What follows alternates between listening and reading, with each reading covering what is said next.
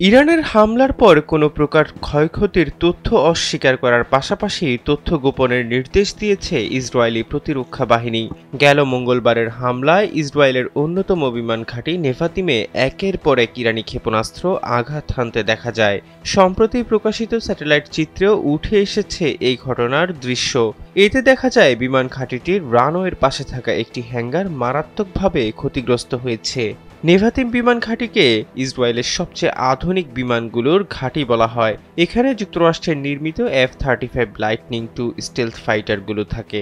তবে ইরানের হামলায় কোনো বিমান ধ্বংস হয়েছে কিনা তা স্পষ্ট নয় প্রকাশিত চিত্রে। যদিও তেহরান বলছে তাদের হামলায় ইসরায়েলের বেশ কয়েকটি বিমান ধ্বংস হয়েছে। এবার ব্যাংকও আপনার হাতের মুঠোয়। Balance transfer, mobile recharge, bill pay থেকে শুরু করে যা চান সব হবে এক মুহূর্তে। NRBC planet. এর আগে গেল এপ্রিলে ইরানের হামলায় নেভাতিমের একটি অংশ ক্ষতিগ্রস্ত হয়, তবে সেবার জরুরি অবকাঠামো রক্ষা পেয়েছিল। এবারের হামলায় ক্ষতিগ্রস্ত স্থানের ছবি বা ভিডিও প্রকাশে নিষেধাজ্ঞা দিয়েছে ইসরায়েলি প্রতিরক্ষা বাহিনী। আইডিএফ মুখপাত্র rear admiral Daniel Hagari microblogging site এক্সে জানান, যেসব নাগরিক ইরানি ক্ষেপণাস্ত্র হামলাস্থলের অবস্থান প্রকাশ করছে বা যেসব এলাকা ধ্বংস হয়েছে তার ছবি ও ভিডিও ধারণ করে প্রচার করছে, তারা শত্রুকে সাহায্য করছে। ইসরায়েলকে রক্ষার দায়িত্ব তার নাগরিকদের হাতে। ইসরায়েল কোনো ছবি বা ভিডিও প্রকাশ করবে না।